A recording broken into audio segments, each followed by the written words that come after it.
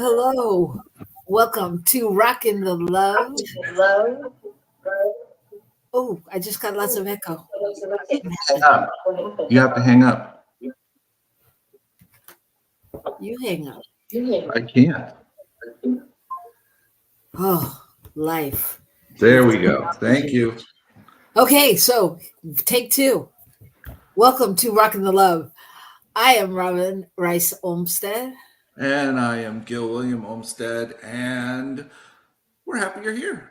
It's a great day for Rockin the Love. It's a beautiful Wednesday, and we are ready.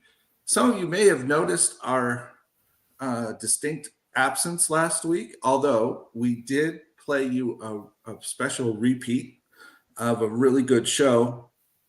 But if you were trying to talk to us in real time, we were MIA. But we're back. Yay! We're back. And yes, I see that there is the question, who are these people? And what do they have to teach me? Oh, grasshopper. That is for each individual to decide. Where we learn is where we learn. That's what I have to say. Who are these people? Who are you, Gil? What do you have? Let's give yourself some credentials. Credentials? Well, I grew up. That's my first credential. I went to high school, went to college, and I've done other study. I'm a spiritual person who is constantly trying to figure out how to actually be the spiritual person I want to be. And so I continue on that path. So I continue learning lots of different things. My most recent fun book that I'm reading is The Abundance Project. And it says all the same things we've read about if we've done anything in New Thought, except somehow he says it in a way I get it differently. So it's exciting. Well, you know why? That's because Derek was a practitioner with us at Agape. But you didn't know him. You didn't know that. So. No, but that could explain it. I mean, well, I think it does. I think it explains some of the language and the the different tenure, whatever, the different tone that it may have. I do think you're really right, actually. Yes, because I feel that connection to it, and it's interesting to hear other people speak the same. Like, wow, I don't know what it is. I just get this in a different way. That's funny. Yeah. It's funny because so many times it feels like we say the same thing over and over, or we hear the same thing from our spiritual teachers, and yet when you hear it in a different way, it just lands a different way. So there are people out there saying hello, Shay, welcome. Hola, Mirna, bienvenidos a todos. We're so glad to have everybody here today on this show, especially because we're talking about something we're very excited about, which is the Lake Chapala Conference of the Americas. And we're going to be talking to two people who are instrumental in that and have been, Peggy, Shinn, and Rebecca Pena. And our topic for the month was passion and purpose. And so I thought it was such a great time to have them on while this is about to take place this year and really kick us off, because these are two people who are so passionate. And I'm interested to hear like the purpose and how it came from, where it came from and where it started and all that good stuff. Yeah, it's great. It's great to have the opportunity to talk to people about something that you know that they're very passionate about and that they have given so much to. And so that's what I'm excited about. Plus, I'm excited because I think for both of us, it's the first time we're going, right? Yeah. Yeah, you haven't been either. I was thinking for a second you had, but you just threatened to. I just feel like I've been there. Well, I did attend online. That counts. Oh, okay. And I have been to Guadalajara, to Jalisco, so that counts. Okay. But we are going to go this year in August, and it's very exciting. It is very exciting. Why are you going, Gil?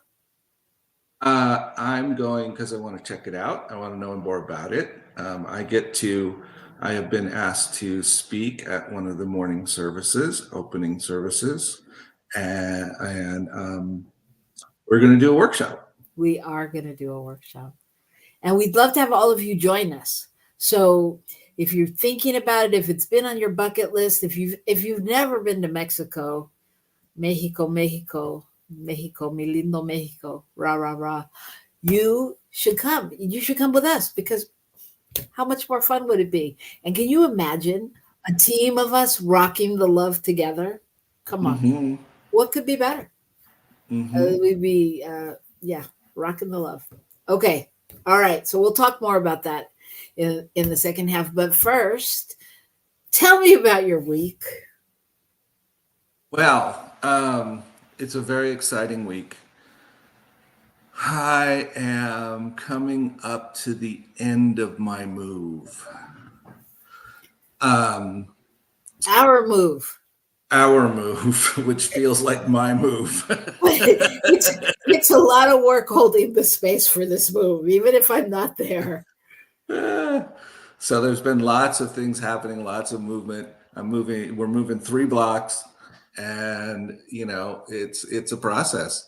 But what I'm really excited about is there are many people volunteering to come over on Friday, and I think we're going to basically we'll be down to the point of um, you know vacuuming and cleaning the carpet and doing those things and being out of the house Oh, that's so just in a exciting. couple days after that. So that's fantastic. It's a little hard for me to carry the queen size bed on my back. So this will be So glad helpful. you've discovered this. You probably tried. I've done it more than you think. Um, Yeah, I know. yeah.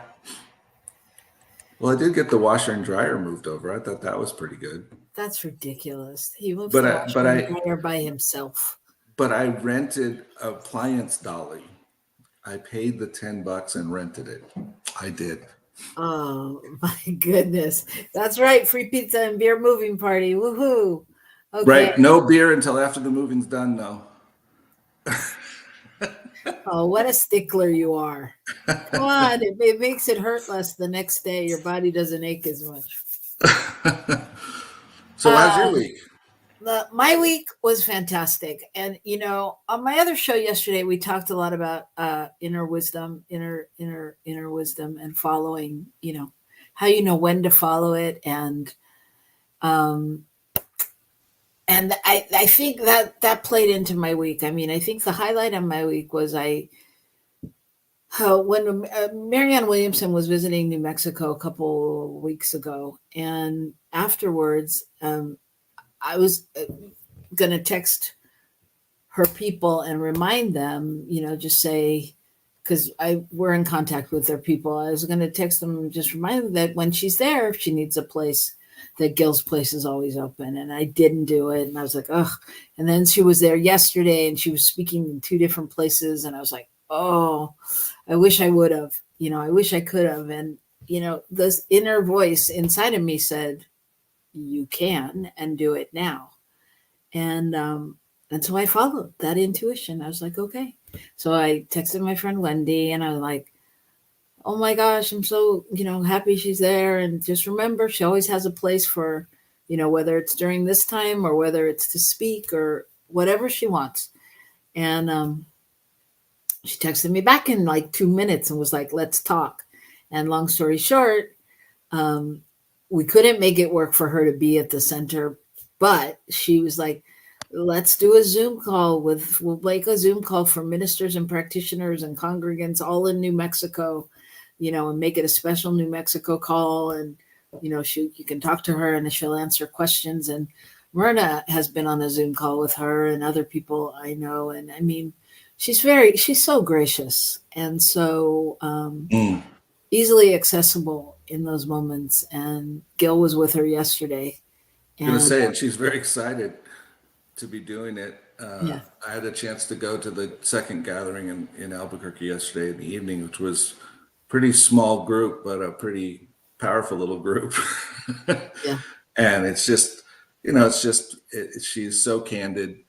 and so clear Yeah. about what the message is that leaders in our country need to hear if they're going to actually lead the people. Because most of the people are already there, they just think they don't have any voice. Right. Yeah. Yeah, I'm just appreciative, I'm just appreciative of her leadership, and her voice, because she does have a voice, and it's pretty powerful. And I was telling, I think I told Gil, but that I was reading statistics with it among students. They did a poll, and I imagine college students, and she had 51% of the vote, and Biden had 49.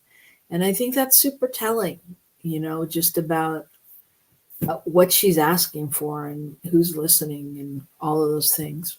So anyway, Well, I'm super I think excited about that. I'm sorry, I just want to say what it's really telling of is the hope for our future to me, because those younger people are the ones that are going to have to drive this agenda forward eventually to get us back to a place where we're doing what needs to be done. Right. And one of the things she highlighted yesterday is anything that she talks about in terms of things, Medicare for all and blah, blah, blah, all the different things she touches on. She said, these are all very moderate positions in most democratic countries. Yeah. They're not radical. They're No. not crazy. They're just about actually applying the principles that we know. And that is that we're called to be a place of love. And how do we do that? We have to support each other in being able to live a life that is valuable and quality and works. And we aren't not taking medicine and not going to the doctor and not doing these things because we feel like we can't. Right. Right. Yeah, it's an interesting time in the world. So it's great. So that's great. So that was very exciting. And my week's just packed. That's all. I'm just, working on too many jobs, and no, cancel, delete. Sorry, not too many. Working on a lot of jobs and just trying to find balance. And, but I'm excited. I'm excited about everything that's going on. So let's get to our good news. That in and of itself could have been our good news, all of that. All of that. It is good news. This is the segment where we talk about what's good in the world besides our week. And we, just focus on some of the things we don't get to hear because we're listening to all those things that Gil just spoke about. So what do you have? That others want us to hear. That's right.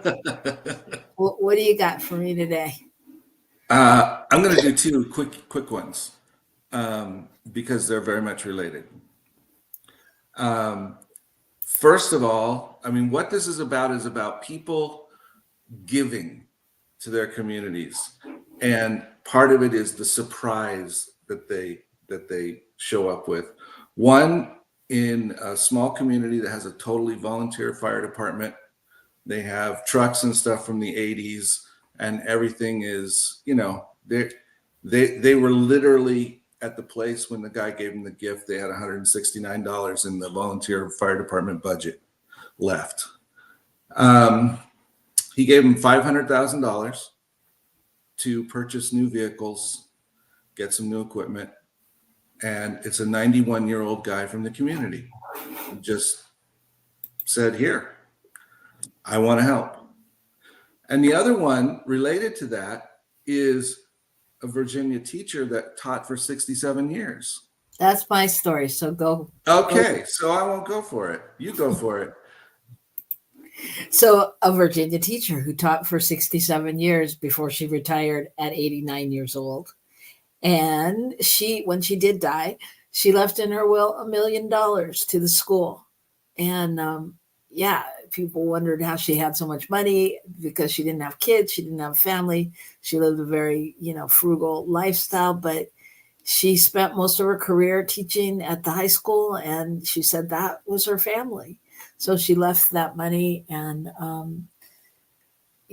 just leaving that footprint and that kind of thing for the school. It's paying for, all kinds of things. It's being distributed for, um, what do you call it? Not only like education and digital innovation stuff and school improvement, but also scholarships and different things like that. So it's just another story of people doing great things. Well, I just want to add, though, you said she lived kind of a frugal life, but she also provided lunch for all the teachers and staff every week on Mondays while she taught. So she she was giving all the time, Right. and yet she was able to have something built up that she could then give when she departed. And I think about this, and it's like there's so many different ways to give and show up.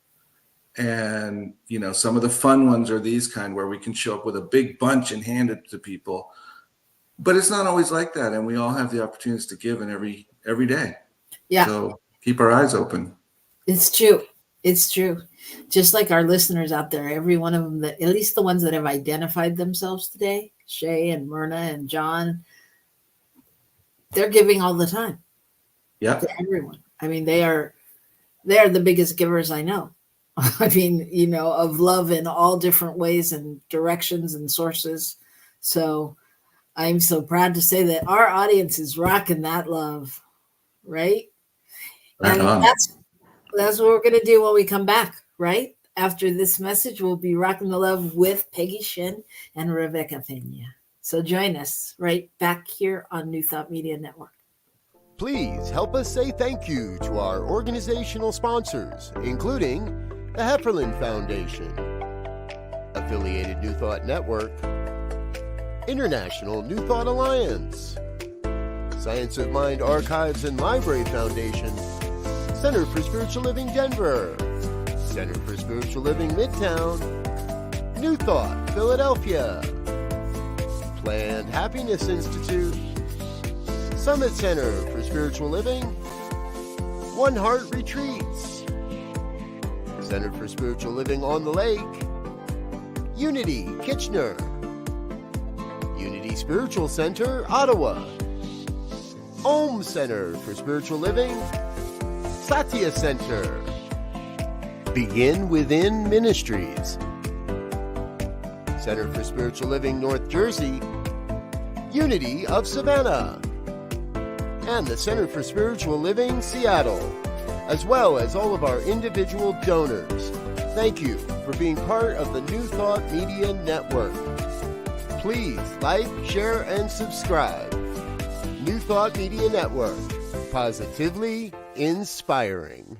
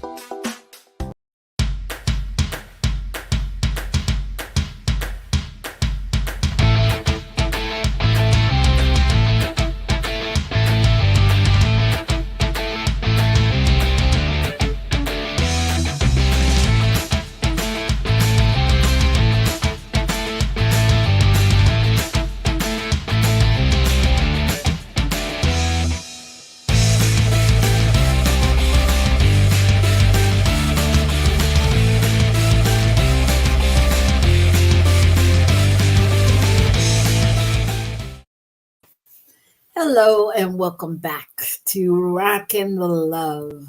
I'm Robyn. And I'm Gil, and we're excited to have you here today. We're excited today to be speaking with longtime practitioner Peggy Shinn and Reverend Rebecca Pena, who have both made huge impacts on New Thought and on the CSL movement, particularly in Spanish-speaking places in Mexico and South America. And so we're going to get a chance to speak with them today. Welcome, you two. Thank you. Thank you. In So good fact, to have and I you. missed the doctor. I apologize, Rebecca. No problem, no problem. Well, my long time is as good as the emeritus too, but Yeah, we don't okay, worry and- about. One of the things about the convention of the Americas is we don't worry about titles or hierarchy or anything of that nature. So don't good. worry a bit about it. All right. That sounds good. I like that. Although I will tell you that the other day I realized that if I just stayed a practitioner, I would be emeritus this year as well. And the only reason I say that is because I was like, oh my God, has it been that long? Yeah, that's right. Yeah, surprising. So I really want to know how this all started, and because I know it had much of everything we all do in this movement is passion driven. It is, totally. Yes. You're talking about the Convention of the Americas? Uh-huh. Yes. Right. Well, Rebecca's yeah, the one to tell that one. it started 11 years ago, but officially it's going to be 10 years because the first year was only really my effort to gather the ministries in Mexico City that I had left to retire and go to Canada with the new ministries and have a practitioners meeting to get all together. And we invited a few people from the States too. And with the fact that Chapala has also a large number of foreign speakers. It all started, my inspiration was actually the Asilomar.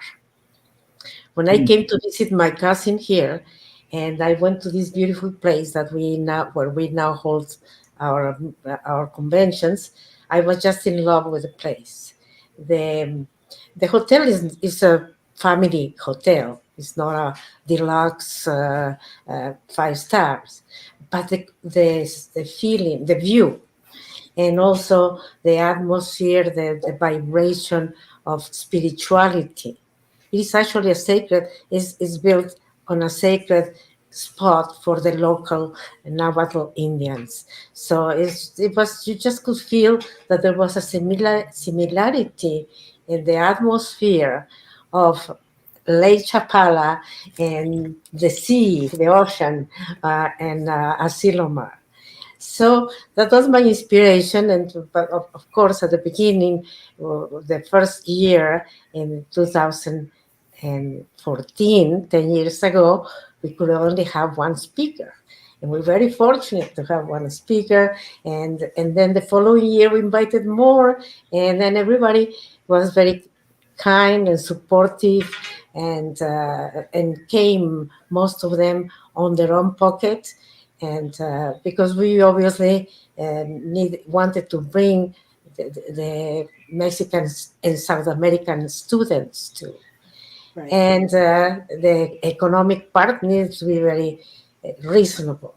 So I think we managed everything. And then 3 or 4 years later, when Peggy jumped in, well, then I knew that this probably will stay because, the clock keeps on ticking and I needed to retire.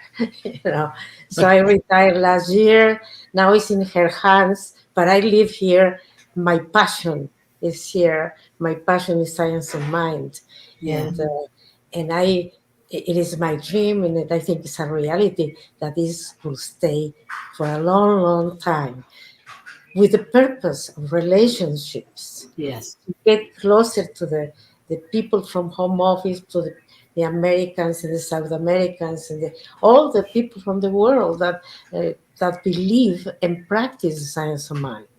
So this is what we do, and this is what we love, and our passion is definitely here. Beautiful.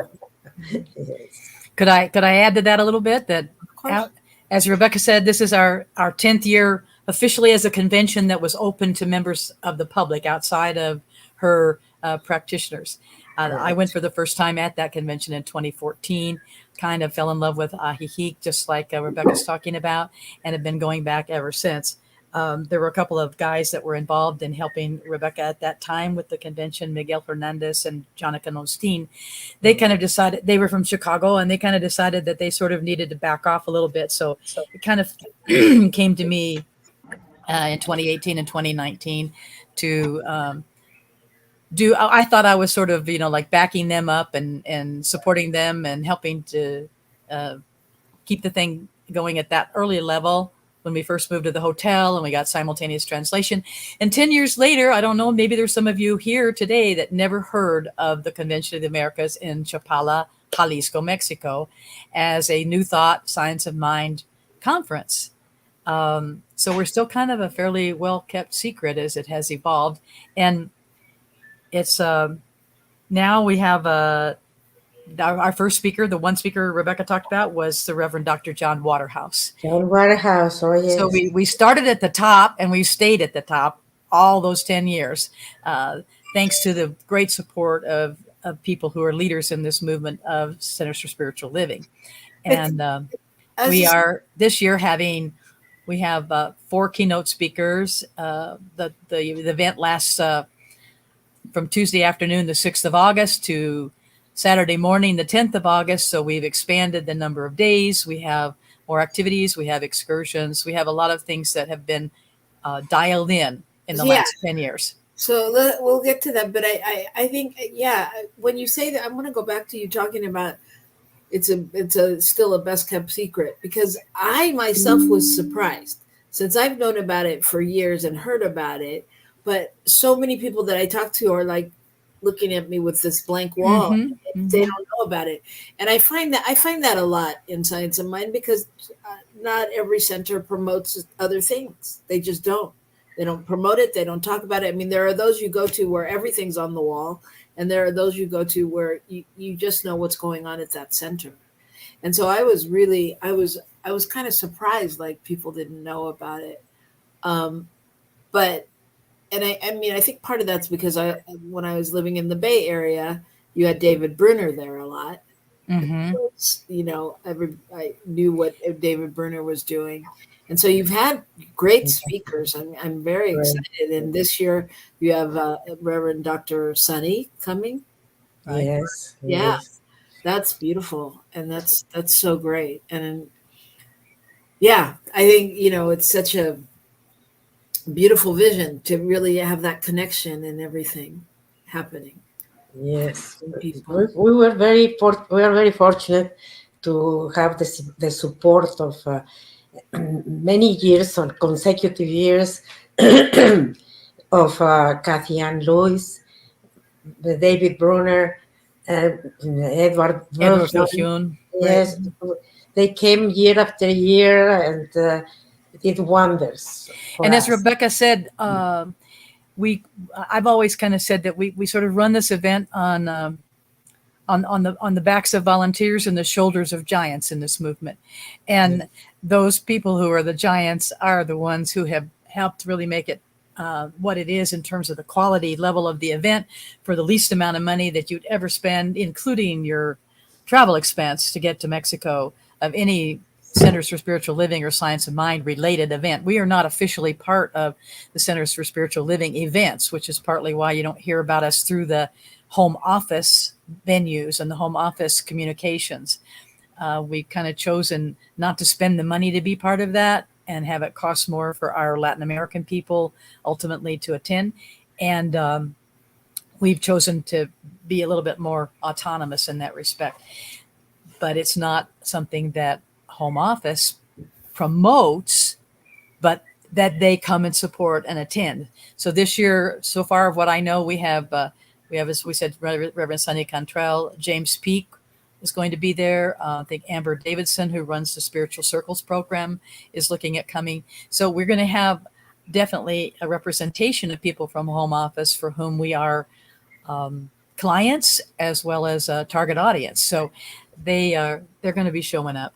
And and we have about 8 workshops, including yours. All right. Very exciting, and you know, I think that there's a different awareness now. So I'm hopeful that that will change. That is growing into a both and that there's a solution out there for, you know. And I think some people think it's about Spanish and they don't understand what simultaneous translation is or what bilingual means about how we operate with it. And I know that it hasn't been your all's experience directly yet either, but at the convention at any rate. And so it is something where you have the option of whatever language you want to listen to, no matter what the speaker is speaking. Right. And so there's no one that's ever going to be shut out of understanding a language. Even in our breaks where we keep the community together, all the food is included, the hotel is included if you want the hotel included in your package price. So we have a really great level of community building that goes on there on the foundation of the community that we already have, the Right. beloved community we call ourselves. Thanks to, I think Rebecca named us that. I'm not sure, or maybe it was Ellen Suazo. But at any rate, It was Martin Luther King. when we are, yeah, that's true too. But when we are in our breaks and in our meals together, it's great conviviality, and the language of love is always made understood. And that was one of the purposes, to actually get to really feel oneness, inclusivity, to live the inclusivity and be part of it. Right. And that has been always the reason we try to keep the costs as low as possible, and that we are so grateful that our great and generous speakers do it from their heart, because that way we can actually help people come. Our students from Argentina, you know the situation, the economic situation in Argentina. For them Yeah. to come is a really We haven't had anybody be able to come from Venezuela for the last 4 years. You know, yeah. We did So- have one that graduated here, but yes. So anyway, Well, I think it's a great opportunity to have a multi-level layer of experiences at the spiritual level, the emotional level, the cultural level, the language level. All of that is packaged together, and what we have to offer that can be a very transformative experience for many people. People get up at our gratitude breakfast on Saturday morning, like for instance, your New Thought Media Network, Robert Brzezinski. I remember him very well last year saying, I didn't come here expecting to be transformed. Wasn't on my list. Right. And he said, and this has been a transformative experience for me, and I will be back. So Well, and I think that's the important thing. people about, come back year after year. again, about purpose and passion. That, you know, you did, Rebecca, you didn't set out to go, oh, let's have a great vacation getaway. Your heart told you this was a place where people could connect and really learn about each other and grow into that space of, you know. and then to be able to have people from home office coming and seeing the enthusiasm from the people of the Americas helped us start. And once again, John Waterhouse and later on Edward Bullion help us to set and get the School of Spiritual Leadership going. Right. So to me, Right. that's the greatest of all the things that we were able to manage. Thanks to the fact that they saw, and our people were so asking to continue the studies beyond practitioner. Right. So this is the School of Leadership is a baby of. It came out of the convention of the The Americans. convention. And Well, it was but Rebecca's vision for a long, long time. But Right. we will have graduation this year again Again. for ministerial Okay. school graduates from the School of Leadership, as well as Spanish-speaking practitioners who choose to graduate there in Chapala with us. used to be before we had the technology we have now. We had graduation for practitioners every year, and we had exams there because it was easier to do that than to try to do Skype. Remember Skype? Or Moodle or whatever, to have our We did both. oral exams. So they would come and take their oral exam there and then do their graduation a couple of days later. But we will have that on Thursday of the convention in the morning. We'll have that graduation service, and we'll have, I believe we're having two more, right, Rebecca? Two more. We're having two more directors for a total of, how many do we have now? 19, I think. Yeah, I was going to ask you how many. Yeah, spiritual directors prepared as well as any minister, and opening new centers in South America. They just opened two, one in Mexico, one in Peru, and I mean, it's been really. I think is a result of this opportunity to be together, to know our needs, both our needs. right. Also, we understood better how to relate to home office and so on. Well, So the Convention of the Americas, I think, has given people from all of these Latin American countries who've been able to come, the leaders of the front line vanguard of people who have understood and accepted science of mind as their philosophy for living, and wanting to share it with others, and wanting to build an extension of that philosophy in their country, and now much more in the world online, and in the whole Spanish speaking diaspora. We have practitioners in Spain.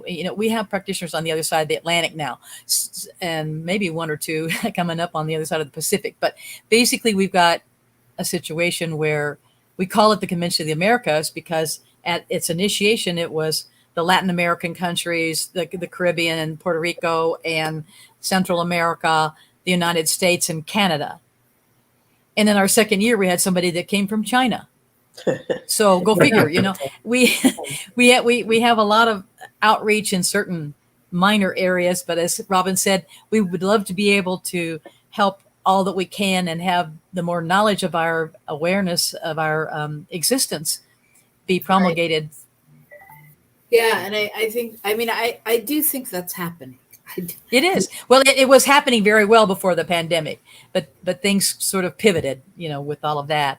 In fact, in 2019, at the end of the convention, Edward Viljoen came over and told me, he said, "Peggy, you have the hottest ticket in Centers for Spiritual Living," because he felt the momentum building for people wanting to be involved and coming to our conference. But then, Well, as you know, Peggy, I had some conversations with people at CSL too, as well, about, why isn't this part of our just general rotation? Why are we going to, other countries without coming here first?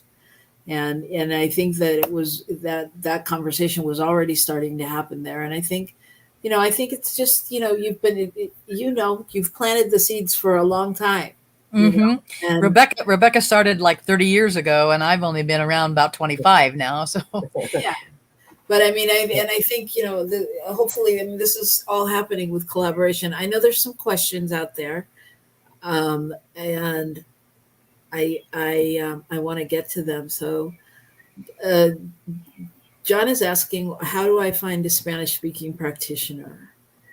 And there are many Spanish-speaking practitioners, but I'm going to let you answer that. And I have many resources to give you, John, as well, that we can send to you. But what would you say to that? And then he's also asking if there's a center in Colombia.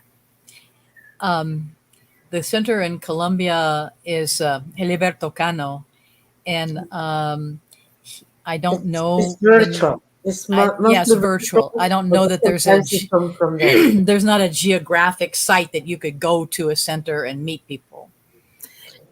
But we can certainly put you in touch with Heliberto Cano, who could.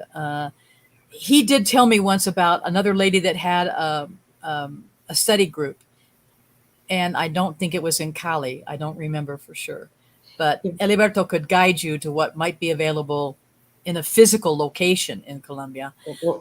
Yeah, But surely. a lot of our organization in Latin America, thanks to Rebecca Pena being the teacher who needed to teach from a remote process, our centers and our practitioners are all scattered all over Latin America, sometimes just the only one in their community that's part of the organization, because they came to the process through the internet.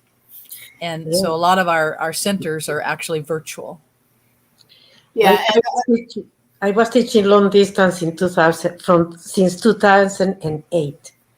Yeah. Okay. So by the time they asked about online, we were totally with it for a long time. So all of our practitioners, not all, but almost all of our practitioners have been trained in, how to use the technology as part of their practitioner training, because initially, before we had the School of Leadership Ministerial School, that was the highest level that you could get to in Latin America, and it was the level at which Home Office allowed people to have a center and be the spiritual leader of that center at the practitioner credential level.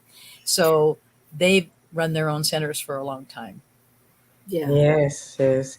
I do remember a funny memory of the fact that there were only 2 or 3 Spanish-speaking ministers that could examine practitioners. Right. One day I was monitoring with one group of practitioners here in exam, another one in another computer here, and another one in another computer here. Because I was the only minister that I had to do 17. I had to do 17 practitioners that day. And I moved from one computer to the other Yeah. to get the thing going. And now we have so many. They don't invite me anymore, and they say invite the new ones. we used to do like all the panels because there were so few of us, Russ, and we traveled to Peru, we traveled to Mexico City. You and Jenny Goff did all my practitioners. Yes. And then we got the technology to do it on Skype, right? And so that was a big improvement, but it cut back on my foreign travel. But at any rate, it worked out well, and we had enough people that got things going, those seeds that were planted in those various countries. Like Dr. Gladys Gonzalez Vigil. I have no idea how many practitioners she's graduated in Lima, but I bet you it's close to 100 by now. Oh, more. We've got quite a bit of activity going on in the Spanish-speaking world, and anybody out there that's interested to help with our convention or with our Spanish-speaking ministries, even if you're not bilingual or if you only speak Spanish or only speak English, we'd still be interested maybe to hear from you, because we have opportunities for service work wherever we go. Yeah, and I know many people will be interested in that. And I also want to give a shout out to Mirna Lopez Trevithick out there, who has a prayer show on every day of the week in Spanish. Right. And she is doing great work, as well as being the spiritual leader in the center in Mérida. Right. And found us in the pandemic year when we couldn't have the live convention. She showed up to our virtual convention and found out about what we were up to. Yeah, that was the year. That was the year I was on there, because I remember she was on there too. And she is a great resource, and beautiful. Big shout out to Myrna. Thank you so much, Myrna, for all you've done. Yeah, and at the home office level in particular too. Just to bring another view into this, one of the things that I am excited about in terms of coming and being a part of it is not only learning what's going on there, but getting a better idea of what the resources are, because where I am in New Mexico, we have a lot of Spanish-speaking people and a lot of people from Mexico, and there are people in my congregation that are very excited about working with that group of people. But so far, we don't have a real in at all. And Well, I've tried to bring Carmen in before, but I think she's more interested in the pastoral care there. Yeah. Well, Yes. Yeah. Carmela. Yeah. But we do have people who are from Mexico, and or families are from Mexico, and have a very Right. deep Yeah. connection. Our whole Latinx community is very ripe for the involvement level, and Yeah. And so whatever we can learn, and however we can learn how to be more inclusive and more inclusive. and understanding, and find ways to communicate and do things together, I think is great. I mean, I think it helps all of us everywhere, not just And there. I want to add to that, because I think, uh, we've even the work you've done. I mean, like I said, it's one of those things of planting the seeds, and the people that are being affected, you may never know who they are, kind of thing. right, the And lives you touch. it's really it's become very important. I remember being at home office and them asking me if I'd go on the translating team, and I was like, oh, I can't do it. I don't want to. And I knew that wasn't mine to do. But what I do know is mine to do is to continue this conversation and to make sure this is happening. And Gil and Myrna and I have been talking and just looking at what's possible of how to bring communities together, like New Mexico with other centers, and and just different ways that we can really continually learn from each other and teach each other, because as we were having a discussion, we talked about not everybody having the same tools and resources. So service may not look the same to somebody in Peru as it does in New Mexico. And how do we begin to get a feel for each other and what's going on, and really connect and walk our talk? And I think it's what they're talking about at the home office level. I think it's what we're talking about in the world. It's really, I mean, I can't see you as one if I don't understand the oneness. I can't. And so it's like really opening up that opportunity. And I'm so excited that we're going. I'm also excited because I'm going to see family. I have family in Guadalajara, but we might mention that the place that we are is close to Guadalajara, and that's the place that you fly into. Yeah. And so, but I'm excited. I'm really excited. I'm just excited to be with people, and I'm hoping that we'll bring in some people. I'd love for, Shay and John and all of the people out there that are regular listeners, and even those, that are just joining us for the first time, to really go, because it's not only going to be, the convention, but really just being in the space. Yeah. I mean, being With the people. Right. With the Right. people. Forget, Chapala on one level, and just being in Mexico with the people, because Right. it's a different experience. Yeah, we do have a one of our Thursday afternoon local excursions out to an orphanage that is there to help kids that Mexico does not have a foster child program. Right. And so when children are taken away from the state, sometimes they don't find a place to go with a family member or whatever, and there's no institutionalized system for that. And this woman in Chapala started an organization called Love in Action. Do you like the name? And we help support them every year by going over and seeing what they're doing with the kids and the school system and what they're up to and that kind of thing. And every once in a while we do a little service work project. And that's an excursion out into the community. The others are to more like, tourist locations like the pilgrimage site in the lake and the islands that are in the lake, Chapala. And another one that same day would be to the thermal waters that are a little bit west of town.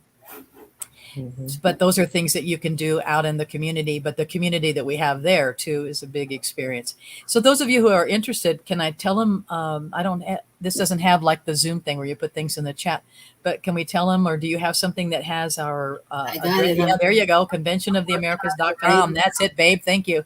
You're welcome. we want to keep putting that up there in case that you have the need to write it down or whatever. It's in August 6th through 10th. And this year, you two stop fighting each other? Yeah, could I give an Robyn, our producer. I got to give a shout out for Kathy Ann Lewis's all-day workshop that we're going to have as a special workshop that's for practitioners and ministers Okay. and practitioner and ministerial students who are in those training programs, which will be on the 5th, the day before convention starts. So we're going to get to that in a second. Okay. Just hold on. Yeah. So for the dates are August 6th to the 10th. Kathy Ann will be there on the 5th. And Gil and I will be going early, and we're inviting you to go early. We'll be doing a workshop with Bonnie Gonzalez on the Saturday. Oh, wonderful. All I heard about that. I haven't talked to Bonnie. It's a surprise. It's a surprise. Oh, okay. Breaking news right here. Okay. So we'd love to have you travel with us, and we'll be unveiling our, what we want to add to that. Oh, good God, Michael, we're so in sync. My poor producer's trying to produce, and I keep butting in. And for those who are here on Sunday, before the convention, and are coming to the convention, they are all invited to my place for brunch. That's what I do here. Wait a minute. You're supposed to tell us that secretly, and then we go, and bonus. No, come early and come to the brunch. Shay, you will need a passport to answer the question for Shay Bird. You are going to Mexico, not to New Mexico. You do not need a passport to come to where Gil is in New Mexico, but you will need one to come to Mexico, and it needs to have at least 6 months remaining on it for you to come into the country. If you're coming for fewer than 7 days, you will not need to actually deal with too much with any kind of a visa or anything. You just need the tourist permit that they give you at the airport when you get on the plane. If you're getting on the plane, you can also get there other ways, but flying to Guadalajara is probably the cheapest and fastest. Yeah, and you'll find all that on the website, right? Correct. Well, it's in the registration information. Yeah, and the registration information, and here's the great thing, everybody. There is a payment plan. So you don't even have to be ready to throw down all your money. And okay, I'm sorry. It's about the best vacation there could possibly be. The price includes food and hotel and conference, and it's under $800. It's $7 something. Right. Mm-hmm. That's. And we have a cheaper package than that one even. That's how much you pay for one night in an expensive hotel. Well, yes. I can't even stay home for that amount. Very good, Robyn. Very good. Yeah. That's why I said earlier, you'll never find a less expensive convention of Centers for Spiritual Living to attend, including the cost of your airfare. And believe me, we were in South Carolina for that one. So yes, no, you won't. Find one cheaper. No. So it's going to be so much fun. And we're going to be having different people on our show throughout the next couple of months to give you a taste of things that are going to be done next month. We'll have Teresa Valenzuela and Bonnie Gonzalez, who have both attended the conference, and Teresa numerous times, and Bonnie, who does a workshop there, and all kinds of things. So you'll be getting all kinds of different views about what happens and things like that. And in July, we'll have Ellen Suazo, who will also share lots of information as one of the angels of the team. And Ellen is the one who would be involved with helping anybody that needs help to set up a payment plan. So her email is eswazo39@gmail.com. Yeah, and you can get all that information from me and from us here at Rockin the Love. Yeah, if they know how to get in touch with you, that's good. I didn't know that. No, well, yeah. They know. Cool. The people they know. All right. You know how to find it. Anyway, and so there's so much, and it's so exciting. And if you even just go to the website and just look at the overview picture where the lake is surrounding the land, and it makes me breathe. It makes me go, wow. It's beautiful. And again, now you've met Peggy and Rebecca. What could be more fun to be with Peggy, Rebecca, and us? Yeah, there you go. Well, and every afternoon at 3:00, you can go to the meditation under the sacred tree that this area where the hotel is was, we think historically speaking was occupied by the Nahuatls and up to 3,000 years ago. So you really, when we say you're on sacred ground there, you really are. And we do the ceremony of the 4 directions for the opening under the sacred tree with the local Nahuatl shaman and her husband. And that I hope that they would be back again this year. So Beautiful. it's really, one thing that I've heard from many people, if I've heard a word over and over again, it's magical. Right. Yes. I hear that word over and over again in both languages from people who have been there the last few years. That I can't figure out where I'm backwards. I'm trying to put my glasses on. They're getting them all wonky. I think I'll just take them off. Well, and That's all right. We're at the I end have to right have now. them on to read your screen. Like Tracy Brown is in the house and she just wrote I know. something. So glad Convention of Americas is happening again. It's such a special event. Thank you, Tracy. Come on down, girl. Peggy, you need your own show. Because, yeah, I just wanted to welcome Tracy Brown. And as you said, she says it's such a special event. I mean, and that's magical. And for those of you who don't know, Tracy also has a show right here on New Thought Media Network. So you make sure to check it out. Make sure to check out Mirna's Prayer in the mornings in Espanol. Start listening to Mirna's Prayer if you're coming, even if you don't speak Spanish, and you'll start to get that feeling in the core and start to hear the language and understand as we go. And our hour has flown by. Thank you so much, so much for coming. And Thank you for having us, and thank you for coming to the convention and all of what you're doing to help support it. And I look forward to being able to have more conversations with you too about, and Gil in particular, about how we might help you start a Spanish ministries program in the Albuquerque area. You've got a really strong practitioner not too far from you there with Miguel Zuleta. Yeah. Just north of you too. Miguel. Yeah, we see him quite often at the center. Yeah. And Myrna says, being in the company of Rev Rebecca Pena Alonso will be the greatest gift. Yeah, Myrna, thank you. You got everybody, anyone who doesn't know Reverend Rebecca, and I don't really know her. I just know her from having done these couple of shows, but she's magical.